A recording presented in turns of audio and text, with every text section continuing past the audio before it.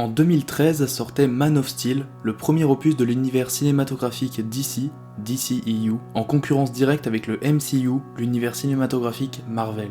On peut donc y retrouver dedans Man of Steel, mais également Batman vs Superman, Suicide Squad, les deux Wonder Woman, Aquaman, Shazam, Birds of Prey et surtout, celui qui a lié la plupart de ces films, Justice League.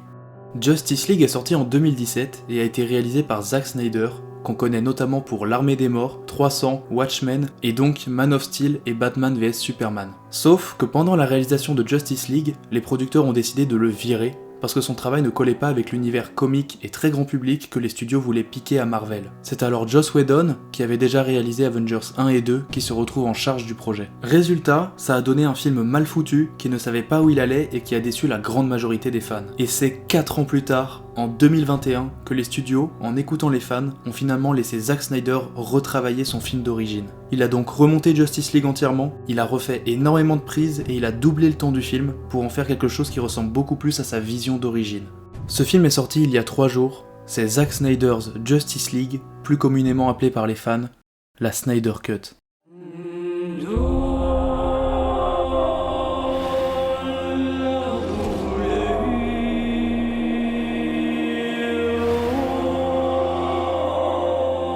The bell's been rung. Find out what that reason is.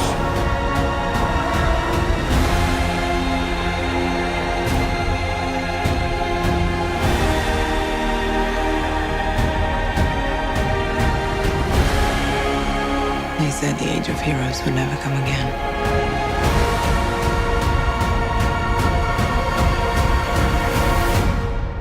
It will. It has to.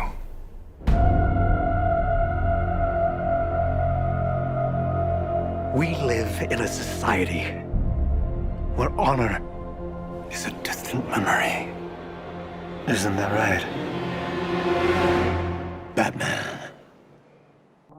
Justice League de 2017 m'avait à l'époque énormément hypé. J'avais très hâte de le voir parce que j'étais un gros fan des films précédents, mais en fait ça a sûrement été la plus grosse déception cinématographique de ma vie. J'avais trouvé le film lourd, avec beaucoup trop d'humour pour un film du genre, en bref c'était une version ratée d'Avengers. Quand ils ont donc annoncé la Snyder Cut, j'en avais vraiment rien à faire. Mais petit à petit, quelques détails ont commencé à m'intéresser, comme par exemple la durée du film, 4 heures, ou encore le changement de format qui passe du classique 16/9 au format 1/33, ce que voulait le réalisateur à l'origine. Là où le format 16/9 coupe des morceaux de l'image, le format 1/33, presque carré, nous permet d'avoir beaucoup de hauteur dans l'image et peut dévoiler davantage de choses. Puis, quand j'ai vu la quantité de retours positifs à sa sortie, j'ai directement regardé le film. Et là où Justice League était beaucoup moins bien que n'importe lequel des films Marvel, la Snyder Cut est selon moi ce qu'aucun film de super-héros de cette envergure n'arrivera jamais à faire. Ce film écrase toute la concurrence, c'est, encore une fois selon moi, sûrement le meilleur film de super-héros que j'ai jamais vu. Avant que j'en parle plus précisément, sachez que cet univers ne m'est pas forcément très familier. Je n'y connais pas grand chose aux méchants par exemple, donc tout ce qui est incohérence etc. ce sont des choses qui m'ont probablement échappé. Commençons avec les points négatifs, ou plutôt l'unique point négatif selon moi, l'absence de Superman au début, qui n'a pas eu vraiment d'impact. Je n'ai pas senti les héros en grand danger, en grande détresse, contrairement à ce qu'ils disaient tout le long du film. J'aurais aimé qu'ils aient plus de difficultés,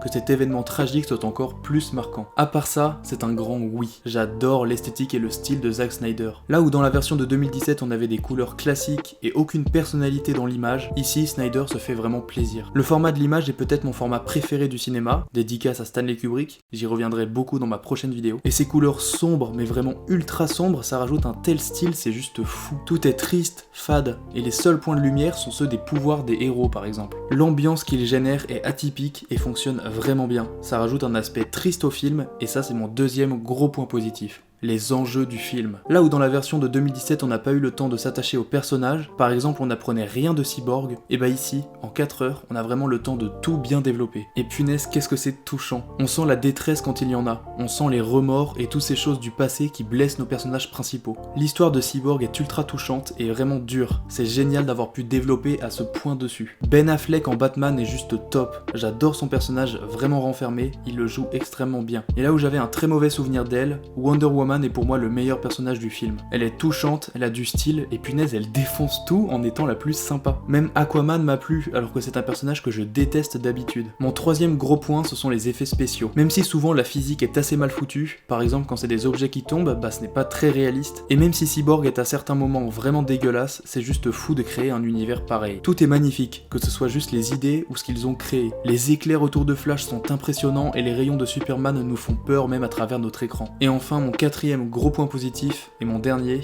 c'est la réalisation. Le film est composé à 99,999999% de ralenti. Bon, ok, j'abuse un peu, mais c'est le style de Snyder, on en retrouve quasiment à chaque scène. Et moi, ça m'a fasciné. Grâce au ralenti, les scènes sont donc beaucoup plus longues, et ça peut en faire fuir beaucoup, mais j'étais comme un gosse devant. Ces ralentis servent vraiment à appuyer chaque élément. Ils peuvent rendre plus épique une scène, ils peuvent montrer la puissance des personnages, comme avec ce fameux regard de Superman, mais ils peuvent également augmenter la tristesse des personnages, comme par exemple avec toutes les scènes de Lois Lane sans son Superman. La caméra est presque jamais fixe, et comme la plupart du temps tout est en effets spéciaux, ça lui permet de se déplacer énormément dans chaque scène. La caméra utilise l'espace autour d'elle et on a donc plein de petits plans séquences qui font des mouvements de caméra magnifiques. Et tout ça, ça nous permet de vraiment découvrir tout cet univers, même quand c'est une scène où juste ce sont des personnages qui parlent. La bande son, composée parfois de musique presque classique, participe à cette dimension épique et tragique du film, et c'est l'élément final qui permet de créer une identité très particulière à cette œuvre. En bref, c'est juste fou. 4 heures punaise, 4 heures de film et personnellement pas une seule seconde d'ennui. C'est très personnel, mais même pour quelqu'un qui ne rentre pas forcément à fond dans l'histoire, les longueurs ressenties seront les mêmes que devant un film de 2 heures. Je n'ai pas vu le temps passer. Donc, si vous aimez les lenteurs et les combats grandioses, ce film est fait pour vous. Cependant, à cause de son format qui fait donc une petite image, je vous conseille de le regarder sur le plus grand écran possible, parce que sinon vous raterez énormément de détails.